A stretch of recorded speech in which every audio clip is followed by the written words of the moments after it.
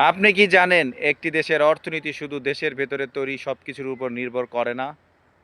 আসল শক্তি হলো নাগরিকদের আয়, ভেতরে হোক দেশের বা দেশের বাইরে। জিএনপি বা গ্রোস ন্যাশনাল প্রোডাক্ট হলো এক দেশের নাগরিক ও কোম্পানির আয় ও উৎপাদনের মোট মান। এটা গণনা করা হয় দেশের নাগরিকদের তৈরি করা সমস্ত পণ্য ও সেবা, সেটা হোক দেশের ভেতরে বা দেশের বাইরে। যেমন ধরুন, বাংলাদেশের একটি কোম্পানি যুক্তরাষ্ট্রে ফ্যাক্টরি চালাচ্ছে, সে ফ্যাক্টরিতে উৎপাদিত আয় জিএনপিতে যুক্ত হবে, কারণ এটি বাংলাদেশের নাগরিকদের। অন্যদিকে যদি বিদেশি বাংলাদেশে আয় করে, সেটা জিএনপি থেকে বাদ যাবে, কারণ তারা দেশের নাগরিক নয়।